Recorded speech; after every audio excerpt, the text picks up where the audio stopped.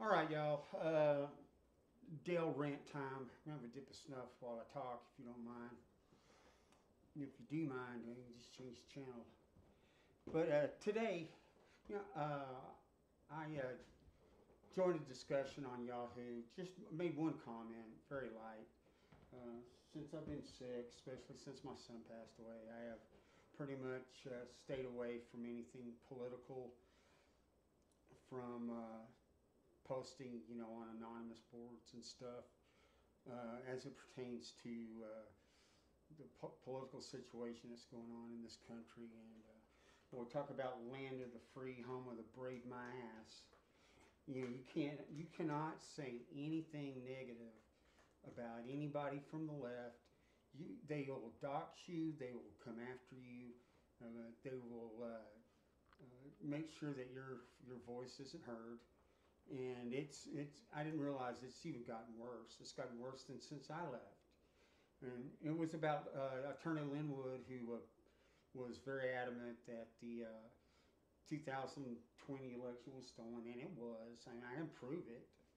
Somebody as dumb as I can prove it, and you know damn well that the attorneys for the left wing, they definitely don't want people like me being heard.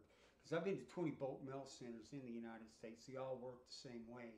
And what they do is, I'm gonna give you a little lesson, okay, in how the post office works.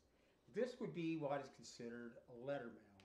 Letter. See how the address is down here, and optical code reader will read it.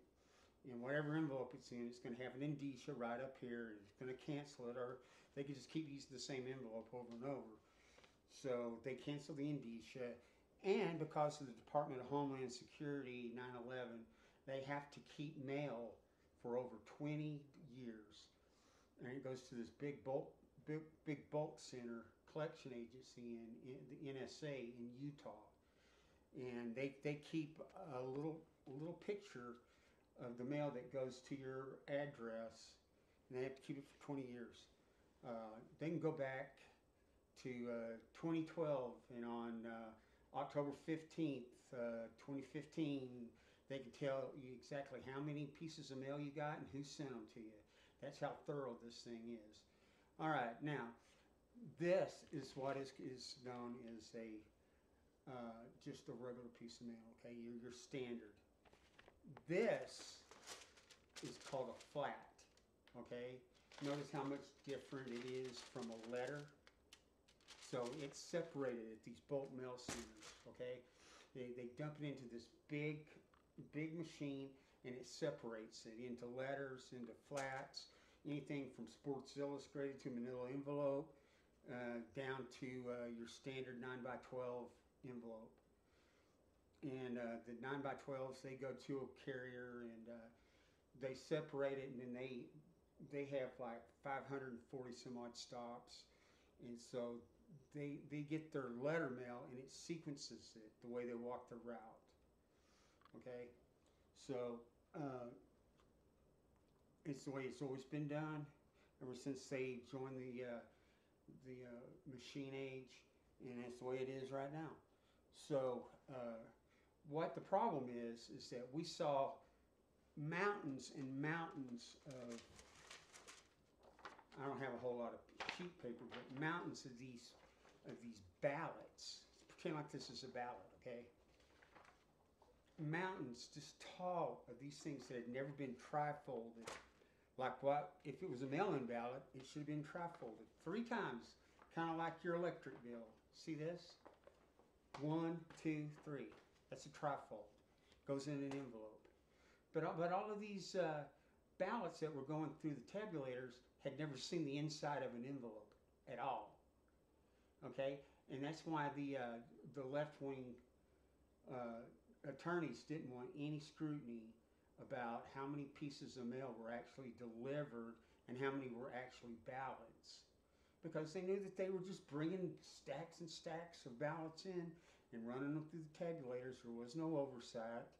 And we already know that they were keeping Republican poll watchers 30 feet away from viewing what was going on. I mean, it was a joke. The whole thing was a total joke. I've been saying this for years, that the United States is a banana republic, and it is.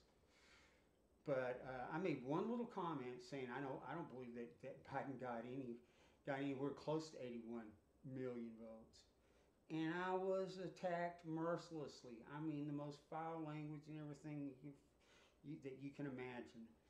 So I picked one person who wasn't quite as vulgar, and I replied back explaining what I just explained to you with no vulgarity, no insulting rhetoric whatsoever, and they wouldn't allow my post to appear. They said it was offensive. So now the truth has become offensive. And what are we doing? What are we doing about it? We're not doing diddly squat about it because we don't want to get doxxed. We don't want to offend. You know, we're afraid of our own shadow, and it really does piss me off. Pisses me off in a major way. Now they're coming after our kids now, and boy, if you say anything negative about the LGBTQ, then you're the worst kind of person there is. If you don't let your child wear something during Pride Week with a rainbow on it, then your child will get sent home.